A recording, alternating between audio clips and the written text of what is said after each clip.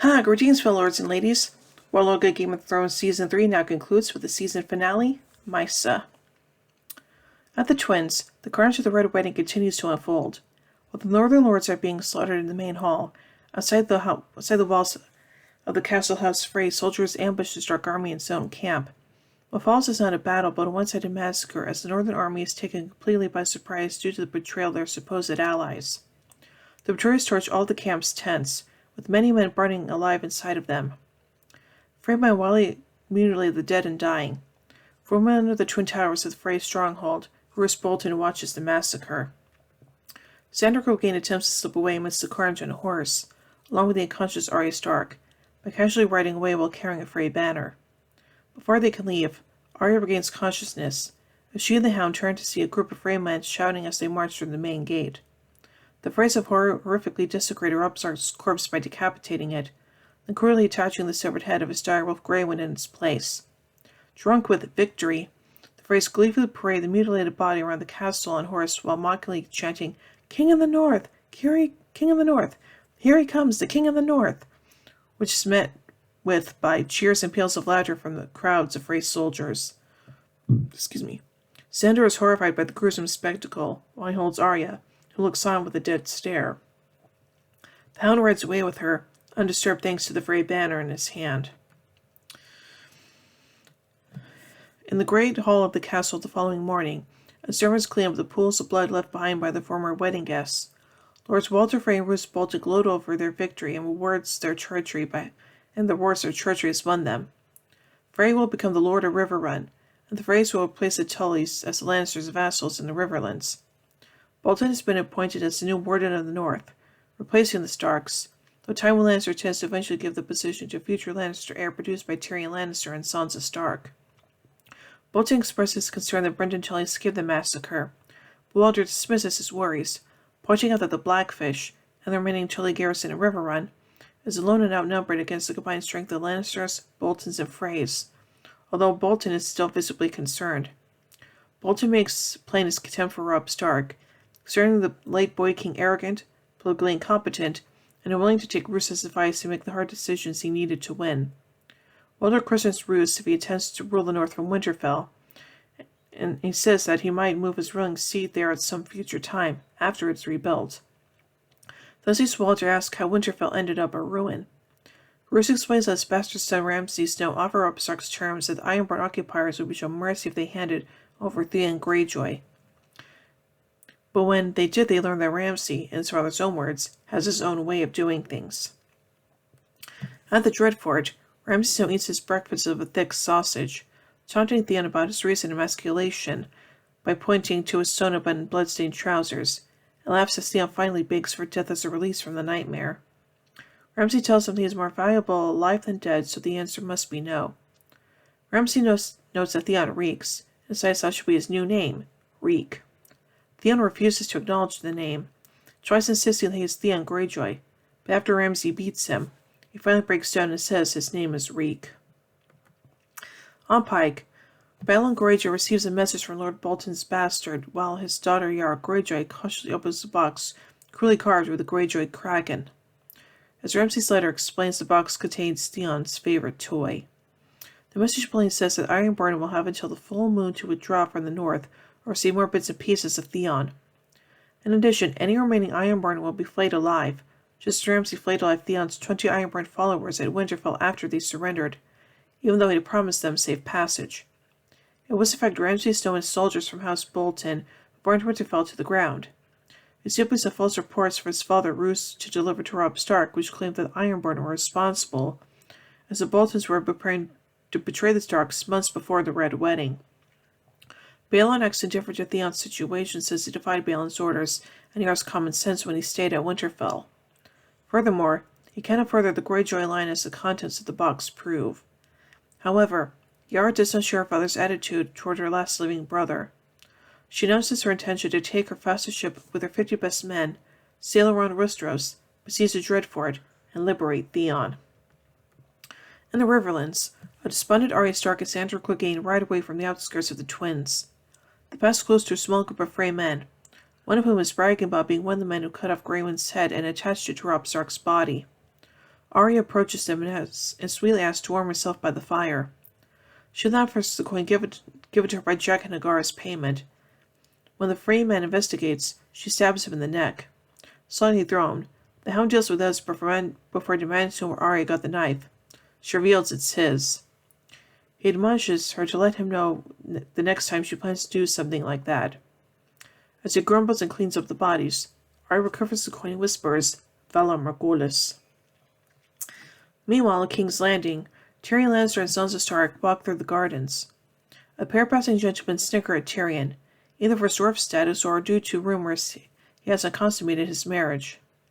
Sansa tells them to pay them no mind. Tyrion reminds Sansa that he's used to it, as he's always been a dwarf. He also says that he's not Joffrey. Tyrion would rather bide his time and humiliate them. Sansa playfully follows his line of thinking, and suggests sheep shifting, secretly hiding sheep's dung deep within a mattress, as Arya used to do to her, so the target always wakes up smelling of dung. Tyrion's amused but is confused by the term, though he realizes later that Sansa has misheard the word shit. He has to rescue him to explain his wife's mistake by Podrick Payne, who calls him to a meeting of the small council. In Tywin's chambers, Grand Maester Pycelle dithers over giving Tyrion a coded message from Lord Frey. Joffrey jubilantly explains its meaning that Robb McCall and Stark are both dead. Tyrion is visibly startled by the news, already foreseeing long-term problems that the incident will cause, but Joffrey brushes him off and gleefully states that he intends to serve Robb's severed head to Sansa at his wedding feast. None of the small council are able to mask how distasteful they find the concept. Varys points out that Sansa's Joffrey's aunt by marriage now, and it would be unseemly not to give her the basic respect that accords. A deeply embarrassed Cersei forces a smile and insists to the rest of the council that Joffrey was only joking and did not mean it. This puzzles Joffrey, who might rightly say to his mother that he did mean it, and he will have Robb's head served at his wedding feast. Tyrion flatly forbids it and tells Joffrey that Sansa isn't his to torment anymore. Joffrey angrily proclaims that he is the king, and everyone is his to torment. Tywin counters that any man who has to remind his subjects that he is king is no true king. Joffrey goes apoplectic and tries to fight his grandfather, deriding Tywin as a coward who hid under Casterly Rock, while Joffrey's father, King Robert, won the real war when he overthrew the Targaryens. The entire small council tenses, waiting for Tywin to respond to this shocking insult. Instead, Tywin coolly and calmly declares that the king is tired and advises the Queen Regent to see him to bed. Joffrey weakly protests that he is not tired but leaves with his mother, and Tywin also asks Pycelle to give his grandson sedative to make sure he goes to sleep. Tywin dismisses the rest of the council, save Tyrion, who dryly notes that the Lord of the Seven Kingdoms has been sent to bed without a supper. He confronts Tywin about his part in the Red Wedding, and deduces that his father must have orchestrated it, as Walder Frey is not brave enough to have carried it out on his own. The Hand blithely confirms this. He dismisses Tyrion's concerns that the Northerners will never forget nor forgive such an outrage, arguing he wants them to remember so that it will make them wary of rebelling again. Tyrion shows distaste for Tywin's choice of a wedding as a place to inflict the slaughter, but Tywin responds, asking why killing 10,000 soldiers in battle is nobler than killing a dozen guests at a wedding. Tywin again waxes poetic about family, noting Tyrion's failure to consummate his marriage to Sansa. Tyrion refuses to force himself on Sansa to do his duty, and notes that she is hardly likely to warm to him now that the Lannisters have murdered her mother and brother. Tyrion demands to know when Tywin ever put the family's interests above his own. Tywin retorts that he did exactly that on the day that Tyrion was born. He wanted to throw his newborn son into the sea, but said he spared him and raised him as his son, because he is a Lannister. Immediately after leaving, Tyrion returns to his chambers and calls for Sansa, who simply regards him with a forlorn, tear-streaked face confirming that she was already informed of her family's death. Tyrion backs out, knowing that his sympathy would be rather cold comfort. Elsewhere on the Red Keep, Varys meets with Shae. He tells her that he knows she is genuinely in love with Tyrion, and that is why she should take the diamonds as he offers her, and immediately for Essos to build a new, lavish life for herself. Varys is convinced that Tyrion is the last hope for the Seven Kingdoms' current regime. Therefore, Shae's weakness that Tyrion, and thus the realm, cannot afford. Shae confirms that she is in love with Tyrion and that she cares deeply for Sansa as well. But in spite of her pain at seeing them together and the danger she poses, Shae will not leave until or unless Tyrion asks her to. Unbeknownst to everyone in King's Landing, Jaime Lannister, Bran of Tarth, and Qyburn finally arrive. The city folk don't even recognize Jaime after his long absence from the capital. They make their way to the Red Keep, where Jaime immediately calls on Cersei, who regards him with a confused look as she takes in his disheveled appearance and missing hand. At Dragonstone, Davos tests his newfound literacy on Stannis' correspondence, declining Shireen's invitation to read more tales of Aegon Targaryen I. He expresses dissatisfaction about the odd spelling of the word knight, before hearing the horns that signal Melisandre's attempts to sacrifice Gendry. He argues with Stannis again about sacrificing the boy, but Stannis is convinced by Melisandre that using Gendry as part of her blood magic will give him the power to destroy his enemies and claim the Iron Throne.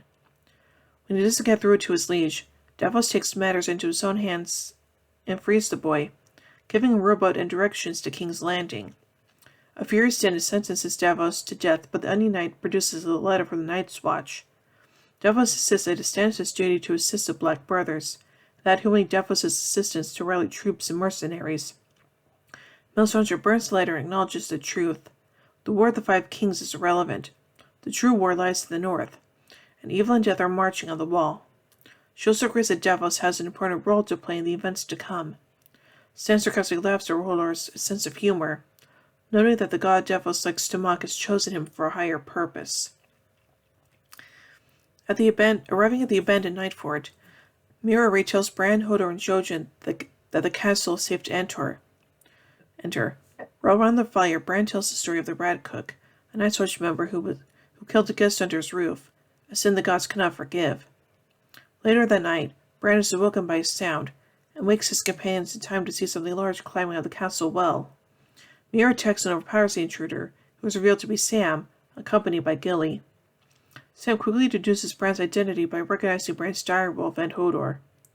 Bran asks Sam to take him and his group north of the wall, and though Sam protests the idea, given the threat of the White Walkers and the undead horde they command approaching, eventually relents and takes them through the passage. Before they separate, Sam gives the group the rest of his dragon glass supply and tells them it has the power to kill White Walkers. The groups then head in different directions, Sam and Gilly for Castle Black, and the Reeds, Hodor, and Bran beyond the wall. At Castle Black, Sam and Gilly meet with Maester Aemon, who is furious at the prospect of Sam having violated his vows. Sam defends himself by reciting the Night's Watch oath and to protect the realms of men, whatever side of the wall they are on, and repeating Jorah Mormont's assertion that a wall of ice 500 miles long and 700 feet high was not built to keep out barbarians. Aemon's demeanor softens upon learning that Gilly was one of Craster's wives, and acknowledges that she is now a refugee and should be sheltered. Aemon then orders Sam to begin writing letters immediately and make sure that all 44 of Castle Black's ravens are well fed, as their rhythm is to fly that night. The White Walkers have returned, and Westeros must be warned. Stopping to rest and tend to his injuries after fleeing the wildlings, Jon Snow finds himself confronted by a furious Ygritte, who has an arrow ready to shoot him. Jon tries to have Ygritte out shooting him, insisted that he still loves her, but that she should have known his loyalty to the Watch was never gone. Though his feelings are clearly reciprocated, Ygritte is still angered by his betrayal and shoots Jon 3 times with her bow as he flees from her, watching him go with tears in her eyes. Jon is badly injured, but Cersei manages to carry him the rest of the way to Castle Black as he hovers in and out of consciousness. Having reached safety, Jon is brought inside the castle by the guards, where he encounters Sam and Pipar, who urge her to see him and insist that his injuries be taken care of. Outside the walls of Yunkai, Daenerys Targaryen and her advisors wait for the city's slaves to appear. Daenerys frets that the Yunkish slaves, who are better treated than Astapors, might have grown to like their chains and will not welcome freedom. Finally, the gates open and the freed men pour out. Missandei begins to tell them of how Daenerys the Unburned freed them, but Daenerys interrupts and says that it is the slaves' own choice to reach for their freedom. After a moment, one of the freedmen stretches his hand toward Daenerys and calls out Mhysa. After a moment, another follows suit, then another and another until the entire crowd is chanting Mhysa. Bewildered, Daenerys turns to Missandei, reveals that the word means mother in the old Guscari language. When the slaves advance on Daenerys, they instantly step into formation, but the queen tells them to stand down. Daenerys telling her dragons to fly, Daenerys steps out of the protection and solid into the crowd, who carry on their chanting. Daenerys is embraced by the former slaves, offering a glimmer of hope in an increasingly darker and hopeless world. Nice. So I'm not going to read out the notes again because, well, A, the never got so well last time, and B, I don't want my voice to go out again, so yeah. So overall, I think this season finale is really darn good, and it's definitely a lot more hopeful than any of the previous two, so yeah. So overall, I give the episode Mhysa 5 Iron Thrones out of 5. Thank you guys so much for joining me on this look at Game of Thrones Season 3, and next year we'll be continuing on with Season 4. So, until next year, remember everyone, winter is coming.